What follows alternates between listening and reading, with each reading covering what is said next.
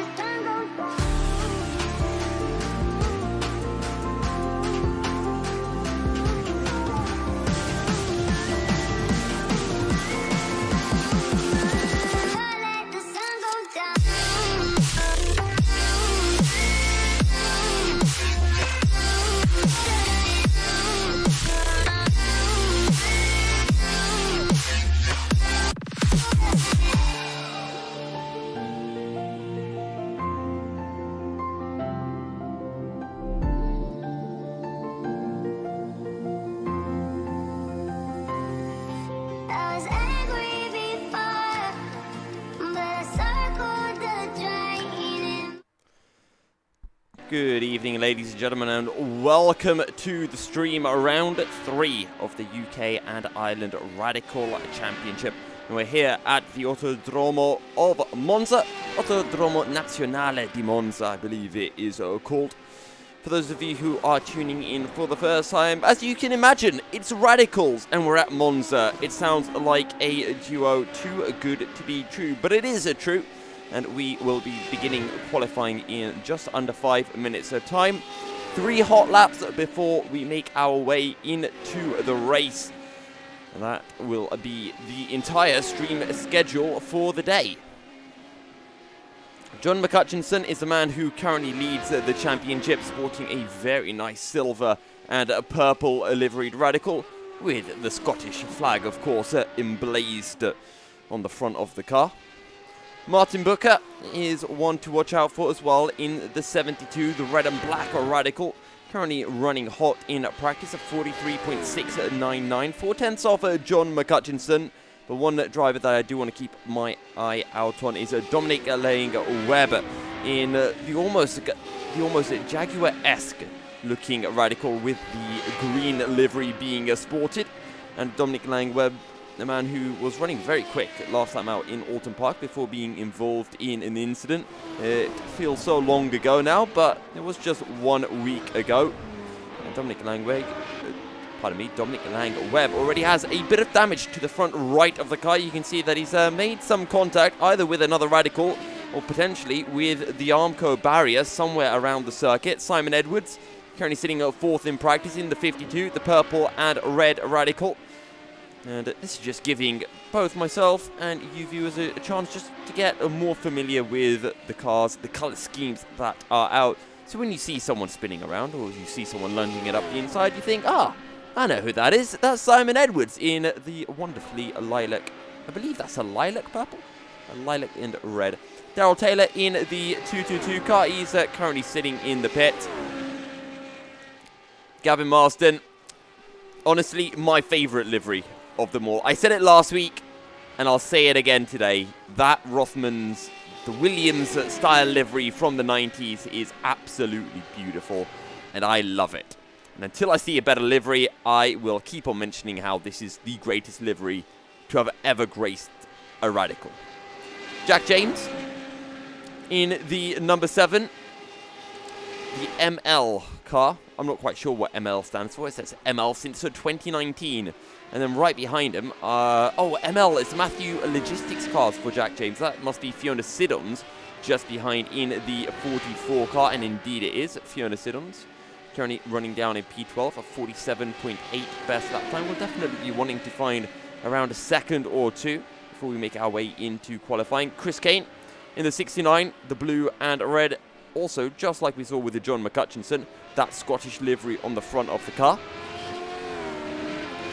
As always, we are in practice for now, 2 minutes before qualifying does begin. So, for those of you in the chat, feel free to drop a message in. Let me know who you are supporting. We'd love to be able to shout your messages out live on stream.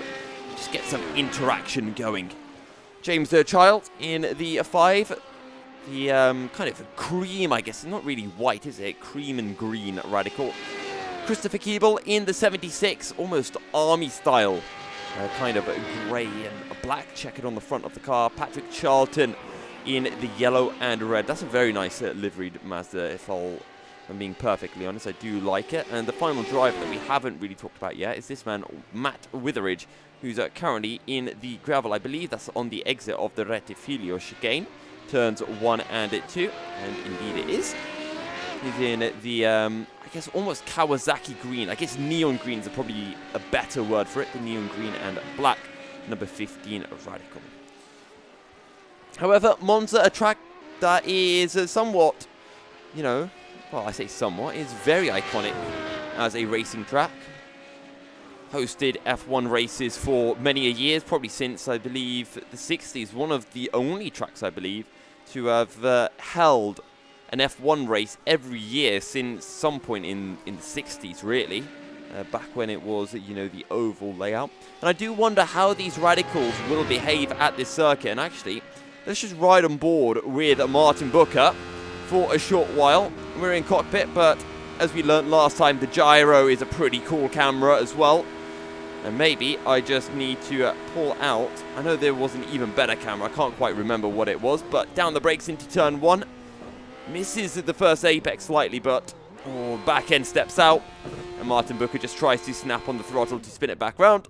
And ends up spinning it back round, but faces the wrong direction at the end. We're now sitting on board with Dominic Lang-Webb, who's making his way down the hill on the exit of Lesmo 2. I am kind of curious to see whether these cars are getting even closer to really riding on the rev limiter through Ascari.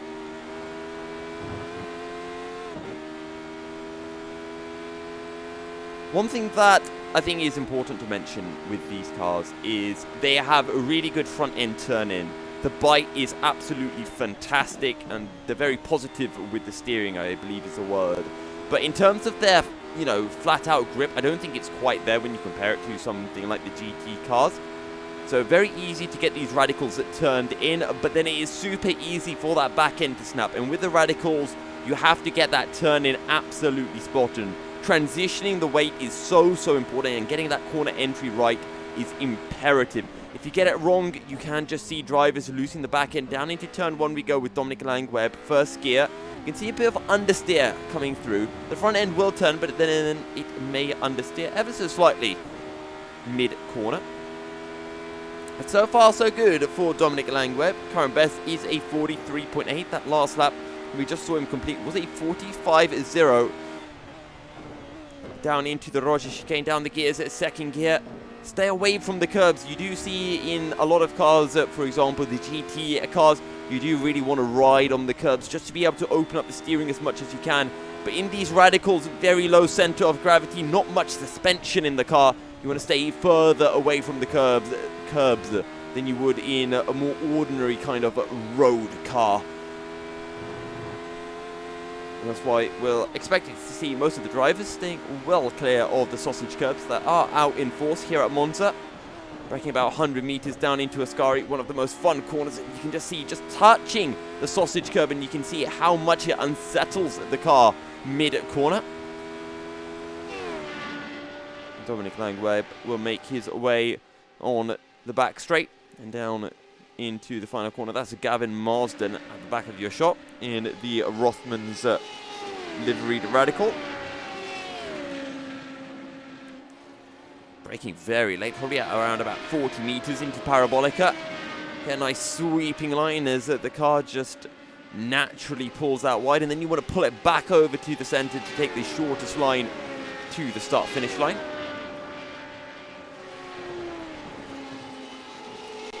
And thereby completing your lap here at Monza. A 46.8 last time round. I'm sure Gavin Marsden will be wanting to do better than that. He's already set up 44.4. What about Dave Kirkman? He's coming out of the car, or he's coming out onto circuit now. Got Kirkman on the front of the car. Easy way to remember it. That this is Dave Kirkman at the wheel. Black and orange checkers all dotted over the car. Could probably play a game of chess on it, to be honest. Maybe not quite an 8x8 board. Probably something more like I want to say a 12x30 board would be my estimate. Maybe at some point we'll have to pause and have a quick count and see if it is indeed 12x30.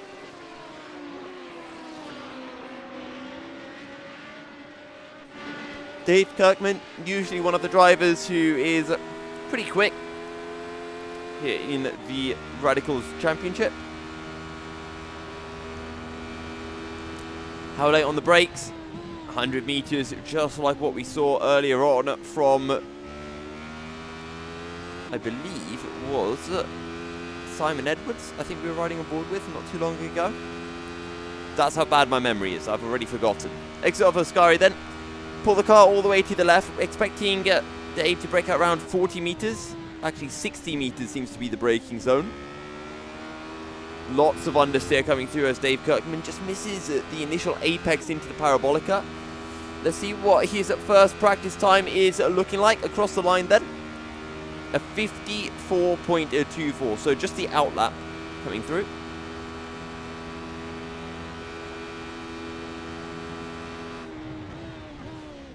Might as well bring up the old timing sheets. Late onto the brakes into turn one, understeer slightly into the Rettifilo chicane, and that's going to cost him all the way on this second straight.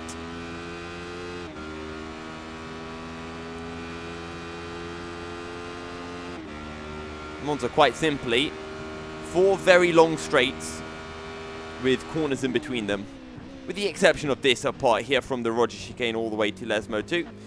Dave Kirkman doesn't quite get his braking right for the second chicane here at the Autodromo Monza, Autodromo Nazionale di Monza, located in the northern part of Italy, in Tuscany.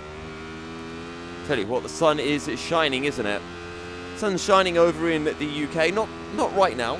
Evening has descended, nighttime is descending, and the sun has bid us farewell and bid us adieu for the remainder of the day, and hopefully it'll be back out in force for tomorrow. I know yesterday was a very lovely sunny day. Felt about 25 degrees out in the sunshine. Although today, someone was sitting behind the clouds, maybe taking a bit of a rest. Bit too early for him to come out completely. Still in the earlier stages of spring. So we are now in April. Nice run into Parabolica then for Dave Kirkman. Much better than how he took it on his outlap, but remember this is still an invalidated time due to that mistake that he made through the Roger chicane.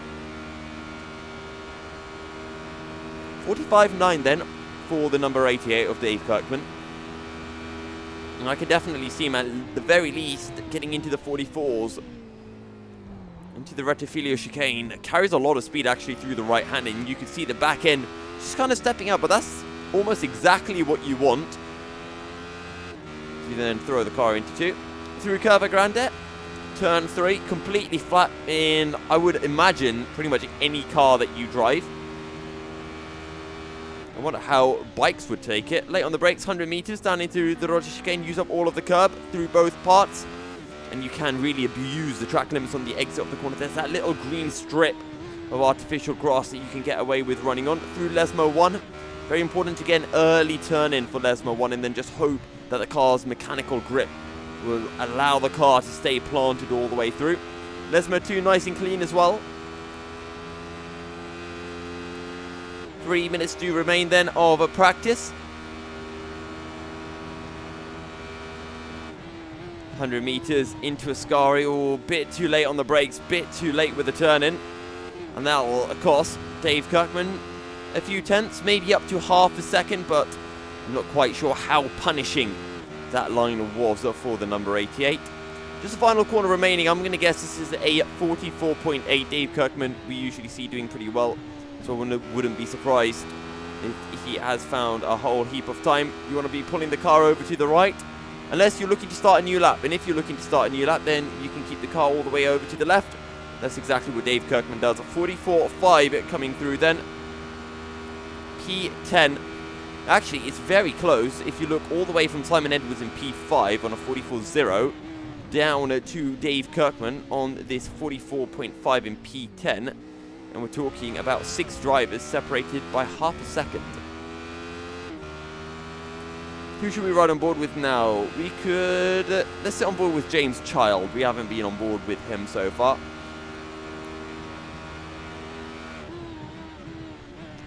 Down the brakes into the Roger chicane. You can really use up all of the curb through the left-hander.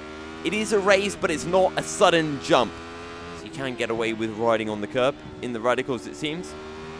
At least that seems to be James Child's preferred line. Maybe an invalidation on the exit of Lesmo 1. Did use up all of the track and went past the white line, which on iRacing at the very least tends to indicate an invalidation.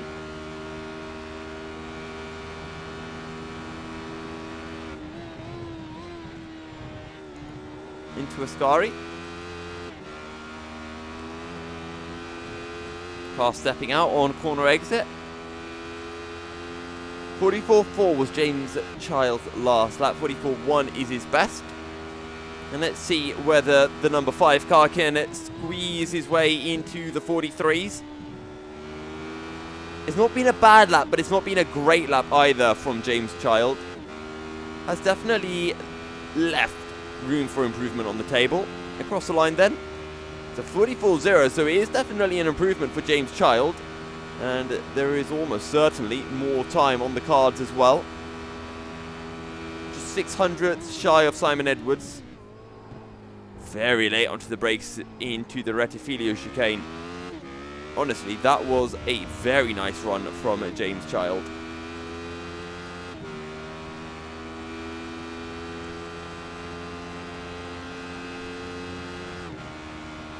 Also, Jack James in the number 7 car has pumped in a 43.6. That is a very impressive time, as James Child carries too much speed into the Roger chicane and is forced to back out. Let's see what James Child's up to. Actually, he's coming out the pits. Let's ride on board then with Patrick Charlton, who's making his way down into the Parabolica. For those of you tuning in, this is round 3 of the Radical UK and Ireland Championship. This is your first time here. You're in for a splendid evening. Do not switch over. Although it's not quite like the telly where you can switch over, is it, YouTube? I guess you can move to another channel. But I would recommend not doing that, because the races here in the Radical Championship are very entertaining, to say the absolute least.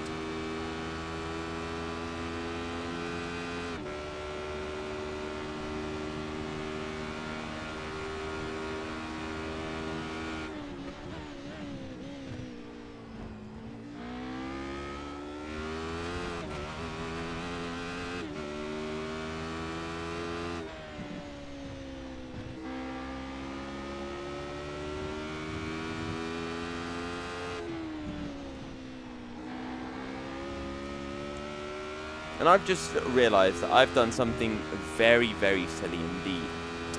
The race and qualifying starts in an hour. I don't know why, but I looked at stuff and I think my mind was still working in Central European time. So I do apologise for this, but I'm going to leave the stream running because it's very entertaining. And I shall be returning in around about 50 minutes as Patrick Charlton almost runs in to the back of a rather slow running master. But I'm going to leave this all running and I shall return in an hour or so. So don't dip anywhere. We'll be back in an hour or so.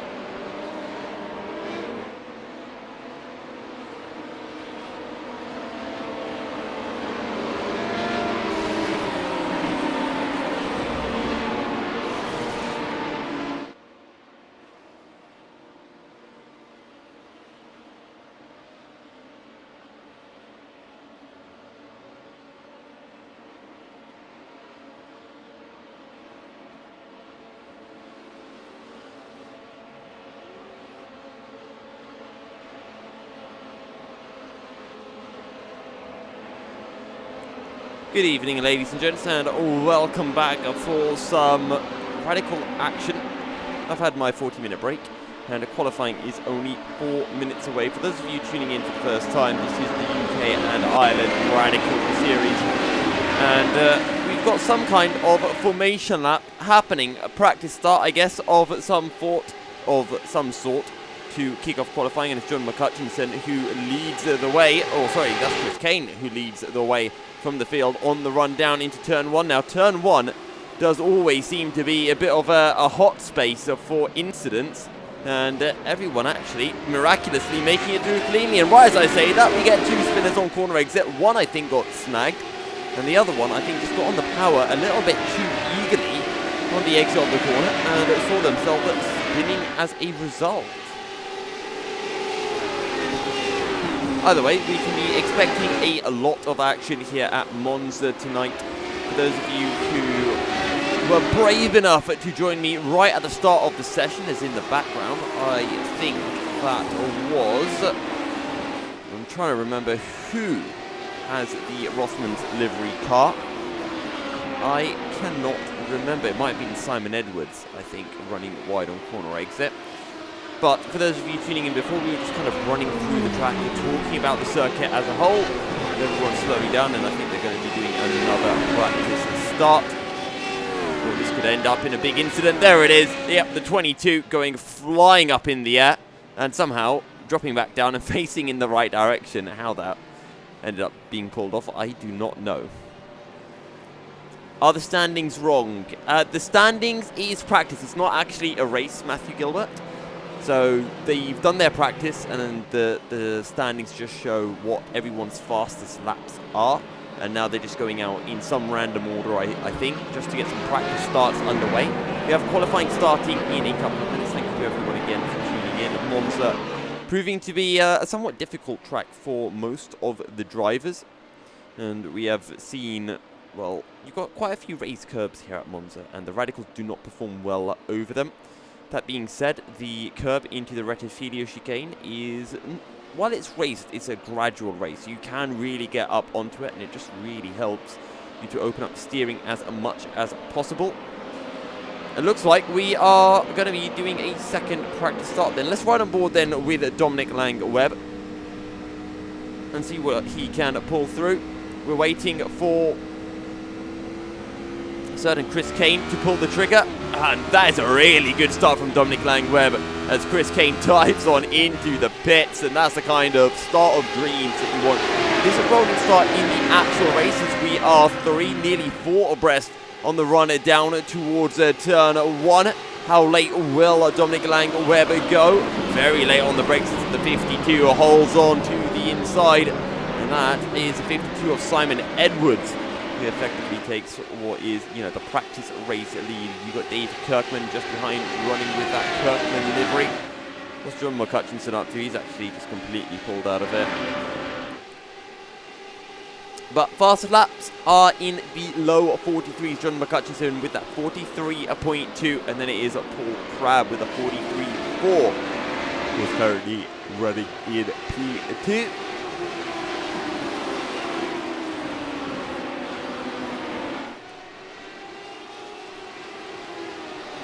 So we're expecting in qualifying to be seeing these 43s coming down. Slowest lap time at the moment is Andrew Hugel, as someone running completely off on the exit of Lesmo 2. Slowest lap is a 2:18.8 from Andrew Hugel, but I have a strong feeling, a strong suspicion, that that is not a representative lap time. So 5 seconds remain then of qualifying as Martin Booker taking the long way round the exit of Ascari as someone in the background loses the back end into the wall. Just getting a taste of what it feels like to lose the rear end through Ascari. But with that said, practice is done. We're going to be jumping into a quick little graphic, and then we'll be back for qualifying. Stay tuned for more.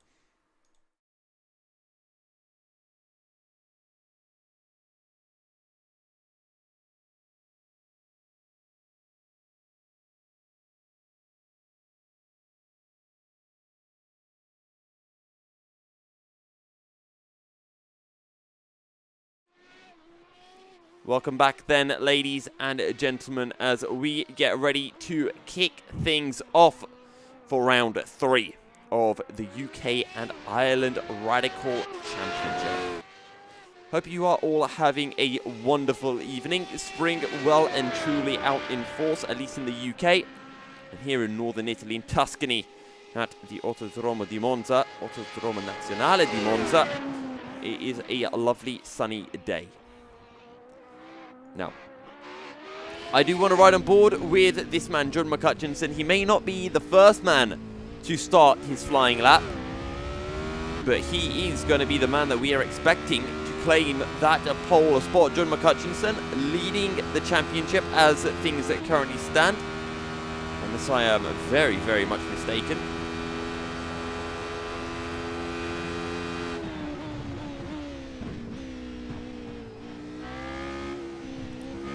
Through the Roger chicane, and you can see that those tyres not quite heated up just yet. And this is most certainly the case in the Radicals. The tyres do need just a few corners at the very least, usually about a lap, to be able to get up to speed.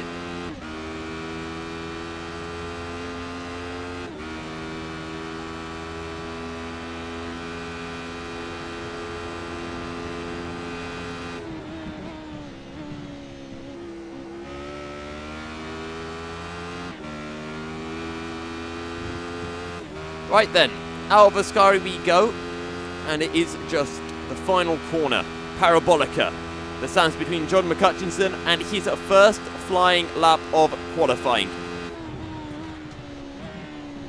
Looking for a nice late apex, wants to get on the power as soon as he can. Lets the car all the way out on a corner exit. Actually going to cut across the track, not what I was expecting from John McCutcheon. Lap. Usually you want to let the car all the way out just to pick up as much speed as he can, just to have the shortest possible distance towards turn 1. Speaking of turn 1, 110 meters, jumping on the brakes, second gear, using up all of the curb, drop it down into first for the second part of the Rettifilio chicane. The curb on the exit, a little bit bumpy, but smooth enough to get the power down without losing the rear end. And losing traction of the car. Curva Grande completely flat. Keep it nice and tight. Pull the car back over to the right. Get ready to jump on the brakes. 100 meters, dropping it down into second gear again. You can use up a lot of the curb on the entry into the Roger chicane, but you don't want to use it on the apex of the right-hander. Now into Lesmo 1. Nice early turn in, and then just allow the car's mechanical grip to keep the car pulled in. Into Lesmo 2. John McCutcheon does use a curb. He's unsettling the car somewhat, but clearly you can just open up the steering enough to, at the very least, mitigate the time that one would have lost from riding the curb. Down into Ascari, 100 meters on the brakes at fourth gear, use up all of the curb through the left, hold it tight through the right, and then back on the power. Runs wide does John McCutcheon, and that, I fear, may be an invalidation for the Scotsman. Currently, Simon Edwards is on a pole with a 43.9. John McCutcheon we saw in a practice at the very least, putting in a low 43. So he will be hoping to blow Simon Edwards' time completely out of the water. 3 laps of qualifying here at Monza, and John McCutcheon crosses the line of 43 dead. But an invalidated time, no, is enough to jump him to the top of the standings. I want to ride on board with Paul Crabb now. Now, Paul put in a 44.2, but it was invalidated, and Paul Crabb usually towards the front end, very late on the brakes, is Paul Crabb down into the Roger chicane. Nice and clean, and it doesn't look clean but slow. It looks clean and fast into Lesmo 1. Maybe could have carried more speed, maybe could have used up more of the track on a corner exit. But it looks decent enough for Paul Crabb as we make our way now down the hill. Under the Fly Emirates banner and under the bridge. That's the old Monza layout. The oval layout that we just ran under. And down into Ascari corner, fourth gear. Ooh, just a little bit too late on the brakes. Bit of understeer on corner entry. Exit of Ascari, nice and tidy. Unlike John McCutcheon, not running wide and not risking an invalidation.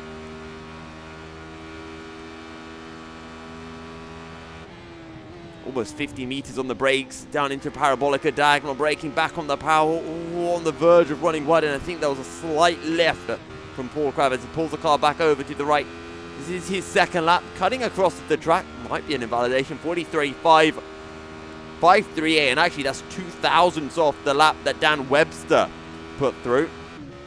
Let's see what Chris Kane is up to. He is yet to complete a lap. We'll also have to keep an eye on the number 7 of Jack James. He was doing fairly well in practice. He's yet to complete a lap. We've had 15 laps in so far of qualifying, and we have about 10 more drivers to set a lap. Tell you what, Chris Kane doesn't look like he's somewhat struggling with the steering. I wonder if he has some damage on the car, on the toe. The front toe might be somewhat mismatched. Decent run then through Ascari for Chris Kane.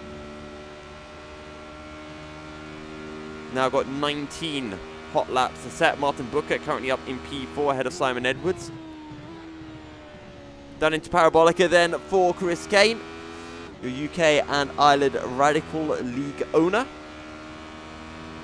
He's had a pretty horrid start to the season back in Watkins Glen in round 2 in Walton Park, and he's going to be looking to put all of those bad races to bed and pick up his season here from the third round of the championship. 47.8, not what Chris Kane would have wanted. What's up, Matt Witheridge? Matt Witheridge making his way through Lesmo 2. We'll stick on board with Matt for a while, then we'll jump on over to Ray Peasley. John McCutchinson has actually improved on his lap time. He's put in a 42.9, new fastest lap of the session, new fastest lap of the day as well. We didn't see anyone making it into the 42s during the practice session.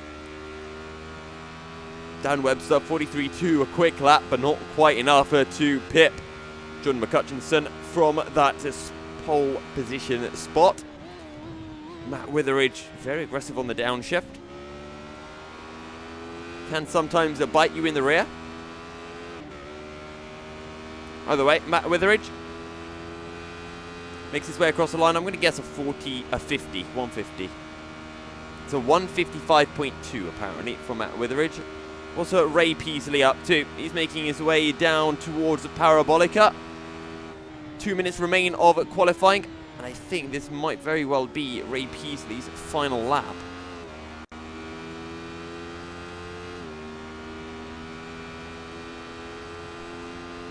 There you go then, Ray Peasley across the line, a 46.0. That's enough for P19. Jumps him ahead of Gavin Marston. But apparently that was an invalidated lap then from Ray Peasley, so he's going to have to go again. I think Jack James just jumped up to P12. Chris Kane jumps up to P16 with a 1:45.597. But Paul Crabbe is one who might jump higher up the order and potentially into the top 3 spots. Currently sitting on a 1:43.5. Needs to find just under a 10th if he wants to jump ahead of Martin Booker. Currently sits a third in the number 72 car. Here we go then for Paul Crabbe across the line. Is it enough? A 44.1. That is most certainly not enough. Andrew Hugill is making his way into the Parabolica as we speak, using up that cement on the apex of the corner. I do wonder if that is the quicker way round. Andrew Hugill seems to prefer it, at least on this flying lap. 40 seconds remaining of qualifying. Andrew Hugill, 46.2. That will not be enough. Jamie Bird makes his way out of Ascari as we speak.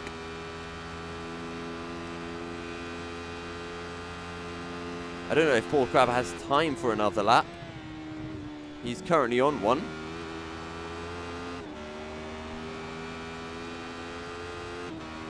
Tell you what, the Radical really sticks through Parabolica. I was expecting a lot more understeer mid-corner.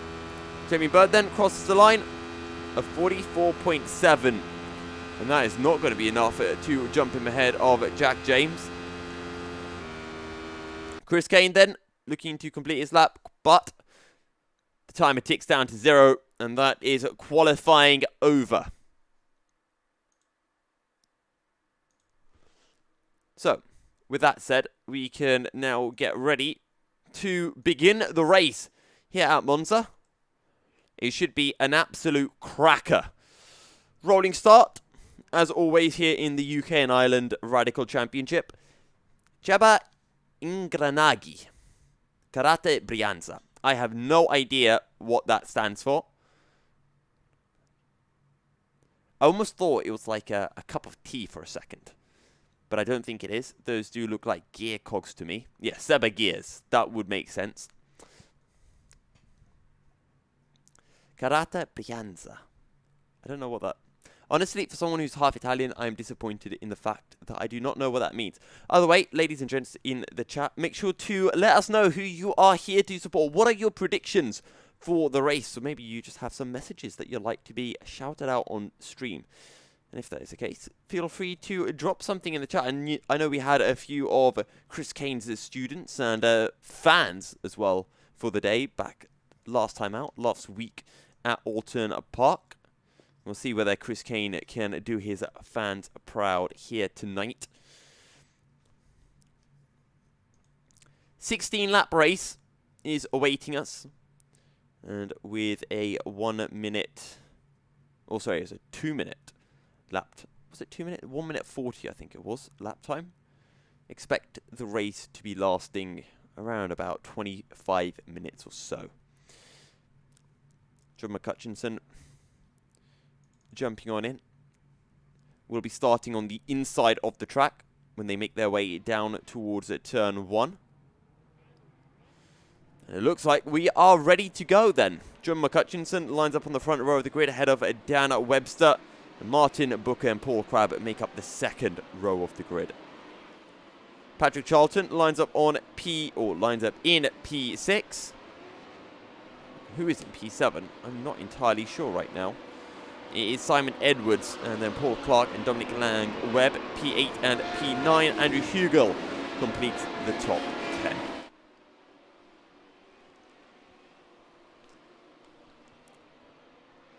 Let's see then if John McCutcheon can find the clear start for the third round of the Master Championship. Oh, Master Championship? For the third round of the UK and Ireland Radical Championship.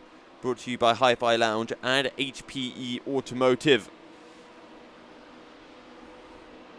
A couple of cars languishing towards the back end. Hopefully they can catch up in time. It's the number 10 of John McCutcheon and the number 111 of Dan Webster make their way through Parabolica. And we can get ready to start.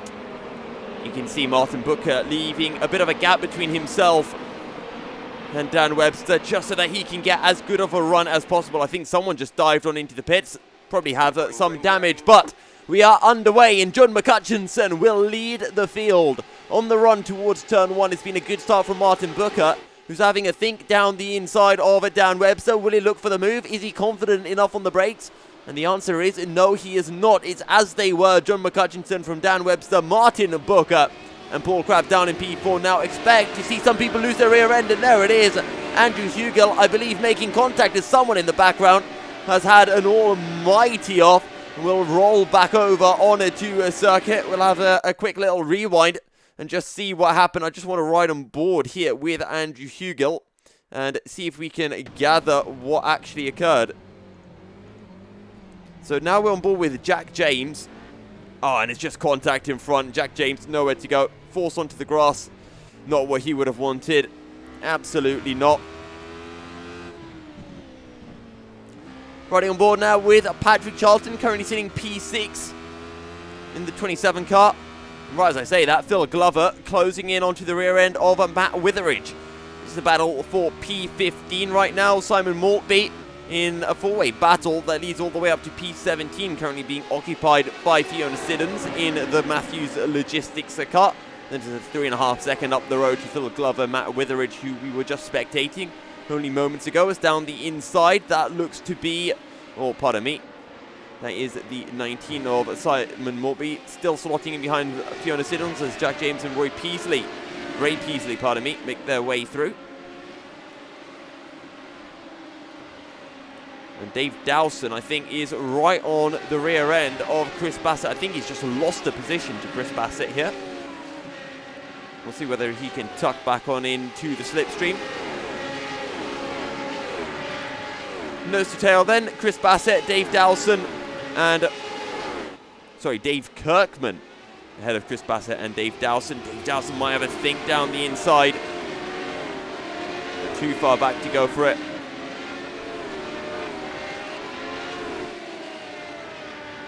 Martin Booker really closing in now onto the back of Dan Webster.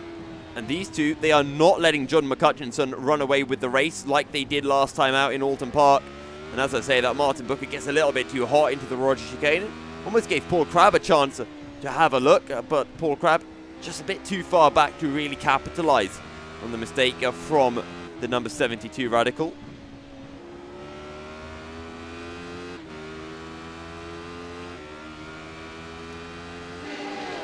Lap 2 of 16 here at Monza.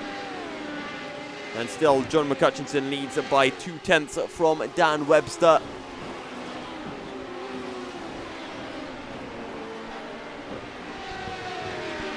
Tell you what, Dave Kirkman coming under pressure here from Chris Bassett. Chris Bassett goes the long way around into Ascari, round the outside. Fantastic move from the 667 car. Chris Bassett, that was impressive to say the absolute least. Dave Kirkman, usually a driver we expect further up the order than where he currently is at P12 at the moment for Dave Kirkman's 88 car. Phil Glover and Ray Peasley currently battling it out. Phil Glover around the outside of what seems to be a bit of a Jamaican livery for Ray Peasley. The green, yellow and black, very iconic for me. Every time you watch the Olympics, you see the likes of Usain Bolt running under the flag. Although, that being said, Usain Bolt no longer running, has retired. Ray Peasley then on the inside will be able to hold on to P16 as Phil Glover forced to slot in. Can he find the corner exit? I don't think he can. And he will have to yield this time round. Now Simon Edwards has just found a way through on Patrick Charlton, I do believe. Patrick Charlton on Paul Clark in the 24 car. So good stuff from Simon Edwards. Actually, let's just have a rewind. I'm guessing it was a standard. Okay, no, never mind.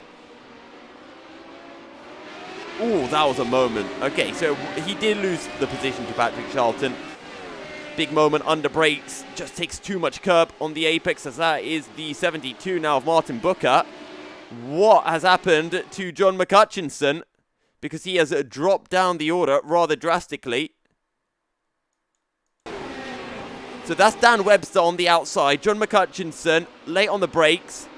Runs a bit wide, and that just allows Dan Webster to fly up the inside. And Martin Booker just tries to follow through and does so successfully. Great stuff from the pair of them. But back up to the live feed. Paul Crabb has found a way through on Martin Booker, as has John McCutcheon. And all of this is allowing Dan Webster just to fly off into the sunset, or I should probably say drive off into the sunset would be the more appropriate term. As James Child, now looking down the inside of Martin Booker, will be able to slot their way through on the approach into turn 1.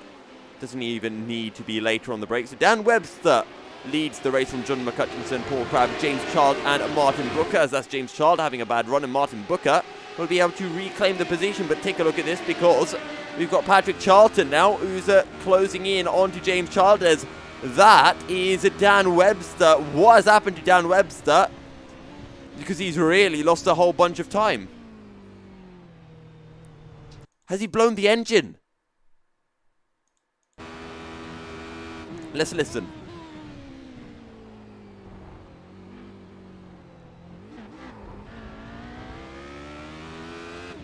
What happens here?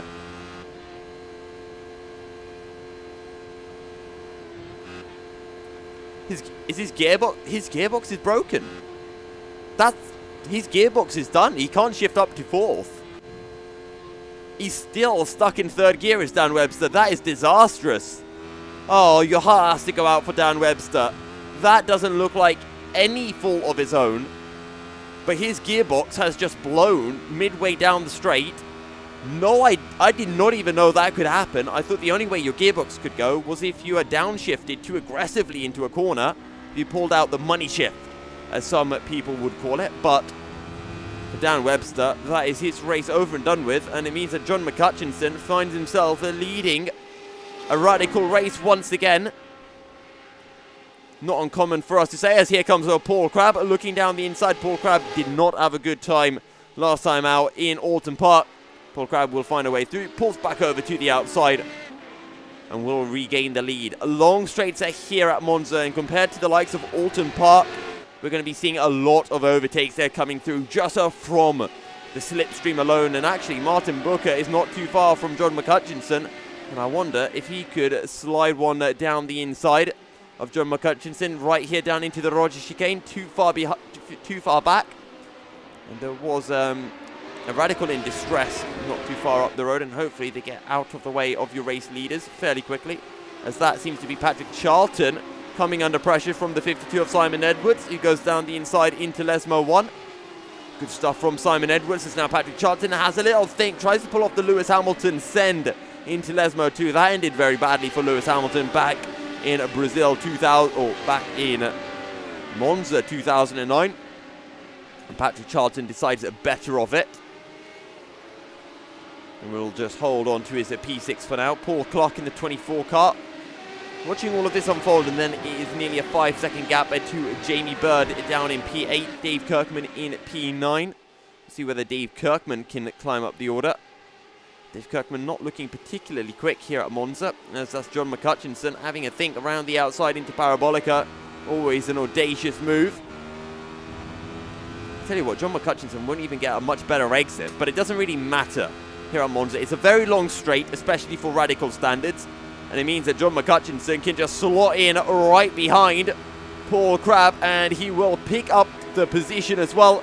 You can see Paul Crabb's 64 car right in front of your cameras, as that was late on the brakes, very late on the brakes from Martin Booker, who almost ran into the back of Paul Crabb. Thankfully though, no contact between the two of them, and no damage for any of your leading four Radicals, as that is Chris Kane, I believe, getting out of the way. Chris Kane currently down in P23, and again, it has not been a good showing for the Scotsman. One Scotsman leading the race, or one Scotsman at the back of the field. Only has Dan Webster behind him, does Chris Kane, and that is only because of the rather unfortunate gearbox issue that Dan Webster picked up not too long ago. I tell you what, Dave Dowson is really closing in here onto Chris Bassett, and he's dragging Andrew Hugel with him.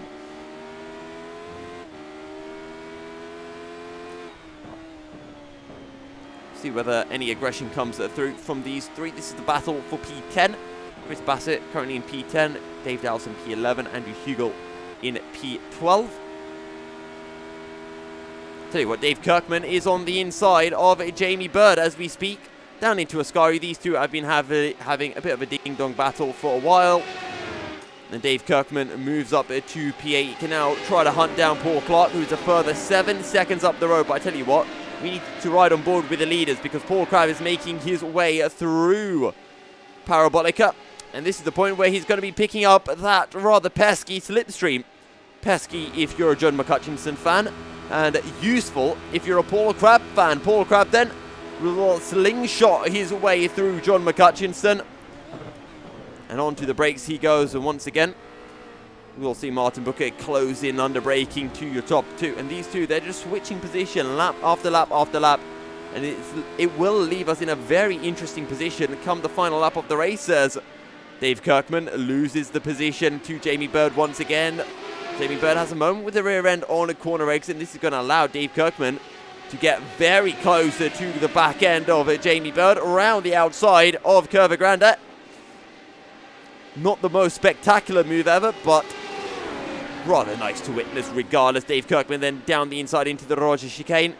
This is allowing Chris Bassett to close in as well. We run on board now with Chris Bassett. Has a think down the inside, but unable to pull it off, and Dave Dowson will just be able to close in courtesy of these three battling. All the while, Andrew Hugel just watching this unfold. He's kind of been tagging along with these four for a large portion of the race so far.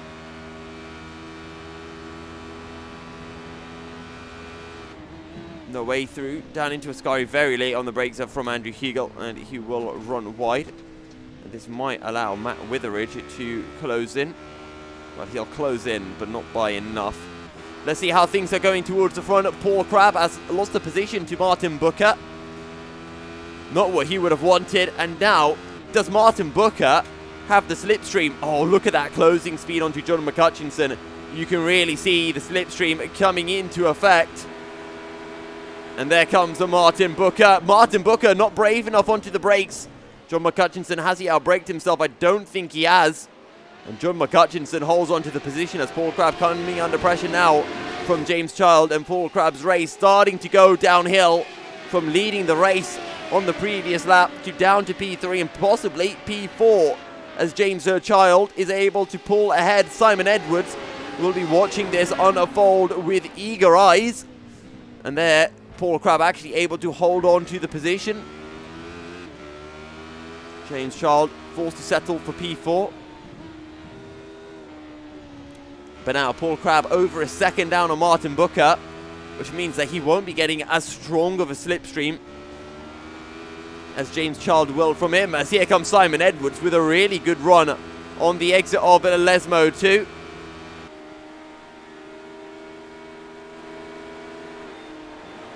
Probably not the best camera angle, that one. As Simon Edwards sweeps through on the run down into Ascari corner. Paul Crabb 8 tenths down, make that 9 tenths behind Martin Booker, who's 7 tenths behind the hutch, as it says on the rear wing of John McCutcheon's number 10 Radical.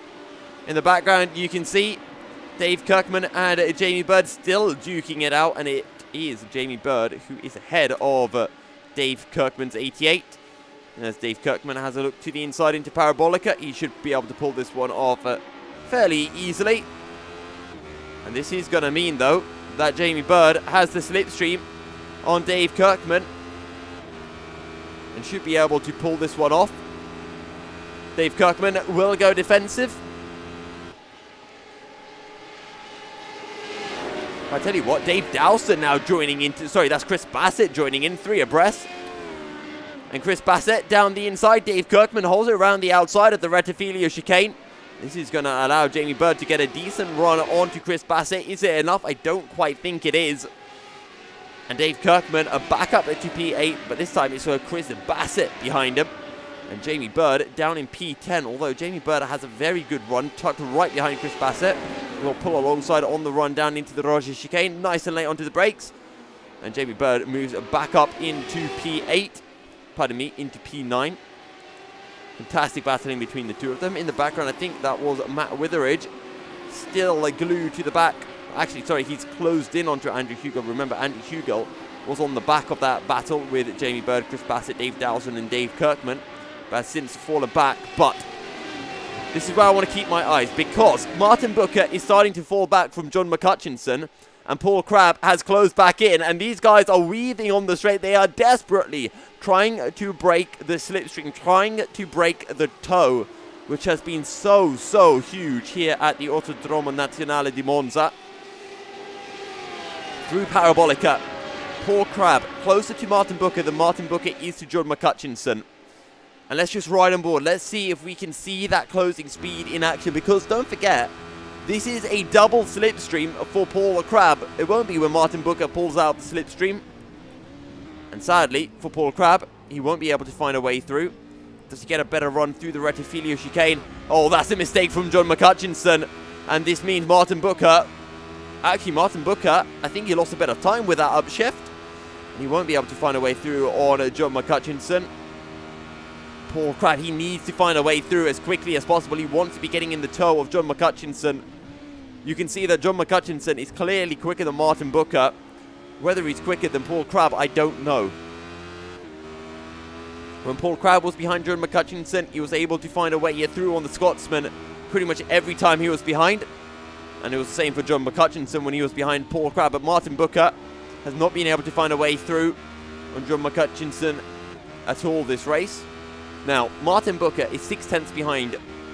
And I don't know, if you're Paul Crabb here, I don't know, do you want Martin Booker to fall behind John McCutcheon? Because if he does, it doesn't mean that you'd be able to overtake Martin Booker. But even if you're able to overtake Martin Booker, you'd then be too far behind John McCutcheon to use the Scotsman slipstream. So it's a weird seesaw right now for Paul Crabb. Whether he's thinking about this battle in the long term or whether he's thinking about it in the short term of just wanting to get past Martin Booker and then deal with the hurdle of closing into John McCutcheon afterwards. Either way, Paul Crabb looks to be closer than he's been all race to Martin Booker. Martin Booker half a second behind John McCutcheon as they make their way on the start-finish straight. They begin lap 11 of 16 here in Italy. And Paul Crabb this time round is close enough, is alongside, and will go down the inside. They're side by side. And Martin Booker will hold on to the position, but surely Paul Crabb will get the better exit. He was able to take the wider entry into turn 2, and he should be able to carry more speed on corner exit. He pulls to the outside of Curva Grande, but as he pulls to the outside, he loses the drafting effect, and he's unable to find a way through a Martin Booker. Paul Crabb really struggling right now as Andrew Hugel has been involved in an incident. I think that might have been with Ryan Hellier. So what happens here? Late onto the brakes from Andrew Hugel.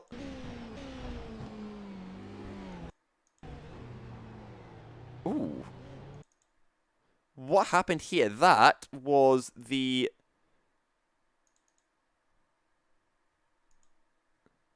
That's a Dan Webster. Dan Webster unlapping himself. Okay, he just loses the back end. Ooh, thankfully doesn't make contact with anyone. Either way, let's jump back on board with Paul Crabb. 3 tenths behind Martin Booker. And a further 6 tenths behind John McCutcheon, your race leader.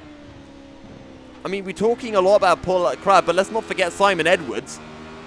And speaking of Simon Edwards, he's just got a monster of an exit on the exit of Parabolica. Here we go then. 1, 2, 3, 4, 5, 6, because Patrick Charlton is here as well. But let's stick with Simon Edwards. Paul Crabb is very close to Martin Booker. Simon Edwards lifts out of it as Paul Crabb down the inside once again of Martin Booker. Once again, Martin Booker holds it around the outside. But this time, I think Paul Crabb's got it.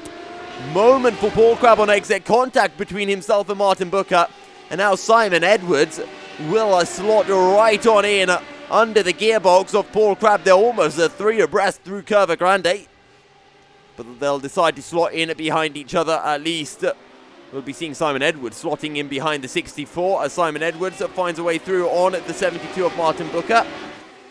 Now Paul Crabb is 1.1 seconds behind John McCutcheon, and actually John McCutcheon just made a critical mistake. I just want to go back a tad and see if we can see the mistake that John McCutcheon made it down into the Roger chicane, because it was a crucial one. Oh, back end steps out. That's what cost him. That is a big, big mistake from John McCutcheon. He had over a second gap to Paul Crabb, and with that mistake, Paul Crabb is right on the rear end of the Scotsman once again. But Simon Edwards has got a fantastic run on Paul Crabb as we make our way towards Parabolica. You can see James Child. Sorry, that's the 64th. Paul Crabb, he's been passed by Martin Edwards already. Or Simon Edwards, pardon me. Martin Booker slotting in behind Paul Crabb for now. And once again, Paul Crabb finds himself in P3. As that is Gavin Marsden in the 00 car. The Damon Hill number from 1994. As they'll all sweep past the stricken Radical on the brakes. Nobody makes any contact with anyone. It's all nice and clean. As ooh, that's the 72 of Martin Booker getting very close to the rear of Paul Crabb on the exit of the Rettifilo chicane. Lap 13 of 16.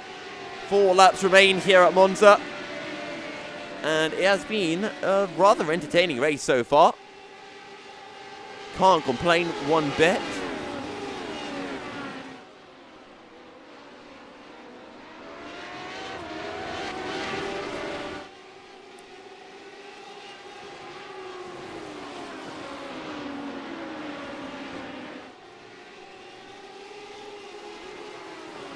John McCutcheon is starting to pull away from Simon Edwards. He's 7 tenths up the road.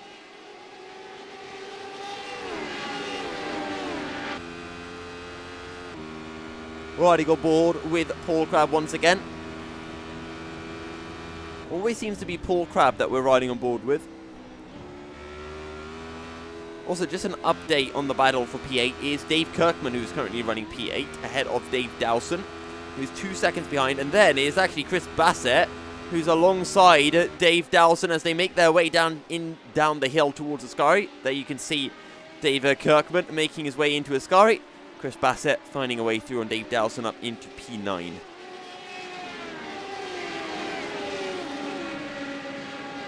Here we go then, Simon Edwards. Is he close enough to have a think on John McCutcheon on the run into turn 1? Look at that closing speed, and actually Simon Edwards, he does not want to find a way through. He's pulling out of the slipstream so early. And I think a little bit early on the brakes as well. I think Simon Edwards is waiting for the last lap. I think everyone from Simon Edwards, Paul Crabb, Martin Booker, James Child, they all want to be P2 heading on to the last lap of the race. They want to get the move done into the Rettifilio chicane on the last lap of the race. And then we're going to be seeing a drag to the line on the final lap coming out of the Parabolica. Either way, this race is going to go to the very end. Patrick Charlton is also closing in on these guys. He's 1.3 seconds behind James Child in P5.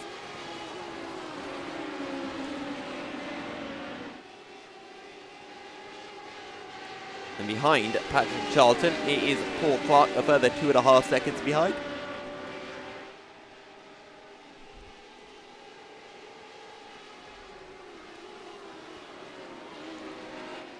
Two and a half laps remain here at Monza for round 3 of the UK and Ireland Radical Championship, brought to you by Hi-Fi Lounge and HPE Automotive. Let me know in the chat, guys, who do you think is going to be picking up the win here at Monza? My money, I'm actually going to put it on Simon Edwards. He's been seemingly consistent, and I think he has just been waiting the perfect amount of time. And I think he's going to be able to pull this one off. Once again, Simon Edwards slotting in behind. Actually, he's going to go for it this time round, lap 15 of 16. So with 2 laps to go, he's going to go for the move. How much more pace does he have in the Radical? Down the inside he goes, and he pulls off the move on John McCutcheon, runs wide. John looks for the outside, and this is going to allow Paul Crabb to potentially have a go. Side by side between Simon Edwards and John McCutcheon. Simon Edwards on the outside through Curva Grande, and Paul Crabb giving a little left. You can hear the engine revs just dipping momentarily. And now Martin Booker, because of that left, having a look down the inside of Paul Crabb, unable to do so. Paul Crabb holds on to P3 as John McCutcheon and back up into the lead, but Simon Edwards gets a fantastic switchback on the exit of the Roger chicane. And it is Simon Edwards who will lead us through Lesmo 1 from John McCutcheon, Paul Crabb and Martin Booker. And honestly, imagine if Dan Webster was still here in this battle. He'd be making this even more exciting. But John McCutcheon right on the rear end of Simon Edwards as we make our way down the hill. Little left coming through from John McCutcheon.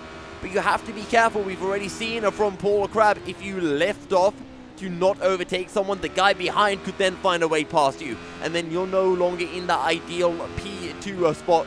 You're in P3. Okay, the slipstream, the toe is being broken, but John McCutcheon is closing in onto Simon Edwards. Does he look for a send into Parabolica? No, he does not. Slotting in behind is the aim of the game right now. John McCutcheon, that rear end, stepping out momentarily as we make our way on to the start-finish line to begin the final lap of the race here at Monza. And John McCutcheon is the man who has the run on Simon Edwards. He pulls to the outside. Simon Edwards will go defensive. Paul Crabb looks to the outside. It's a 2 abreast, and Paul Crabb from P3 almost claims the lead of the race. He loses the back end. Paul Crabb's onto the grass, drifting out wide. He catches it, but it is John McCutcheon who leads the way by nearly a second over Simon Edwards. And John McCutcheon has got the tactics down to a T. James Child in behind Martin Booker in P4, and it is Patrick Charlton who is in P5, and Paul Crabb is looking rather silly down in P6. He almost had it. He tried to take 2 places in one corner, and it all ended horribly, horribly wrong for him.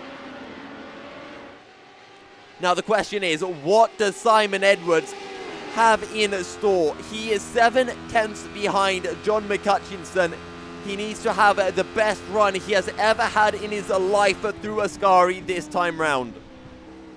Fourth gear, using up the curve, hold it tight through the right, into the left, send it over the crest.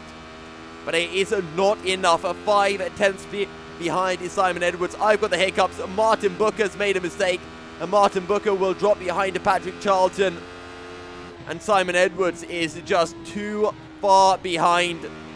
He needs a mistake from John McCutcheon, and actually it's Simon Edwards who made some mistake. James Child too far back to capitalise, but it is his second win of the season for John McCutcheon, and he will take the position ahead of Simon Edwards. James Child in P3 ahead of Patrick Charlton. Paul Crabb drops behind Martin Booker. Martin Booker claiming P5, Paul Clark in P7. Dave Kirkman in P8. And he's just lapped the stricken Gavin Marston. Chris Bassett down in P9 in the 667 car. 3 seconds ahead of Dave Dowson. And Jamie Bird a further 1 second behind. Andrew Hugel will come around to take P12. Just under a second ahead of Ryan Hellier. Dominic Lang-Webb actually going down the inside of Darrell Taylor. The final battle potentially here. And Dominic Lang-Webb, it's going to be a run to the line. Dominic Lang-Webb and Darrell Taylor pretty much is side by side. And Darrell Taylor does it by Dominic Lang-Webb by 2/100ths of a second.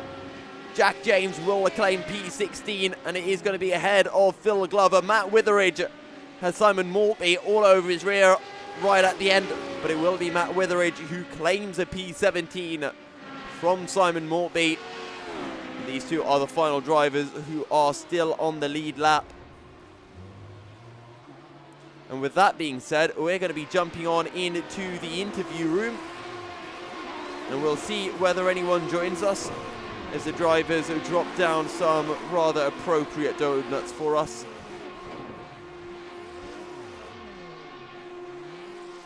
A lot of smoke being kicked up, to say the absolute least.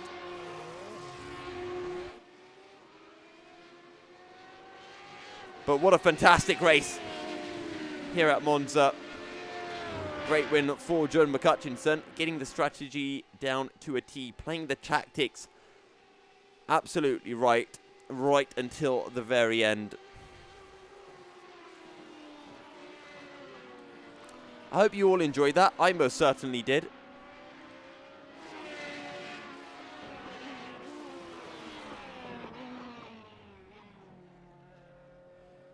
But there we go. That is everything. And no one is jumping down in for an interview right now. So on that note, we're going to end things here.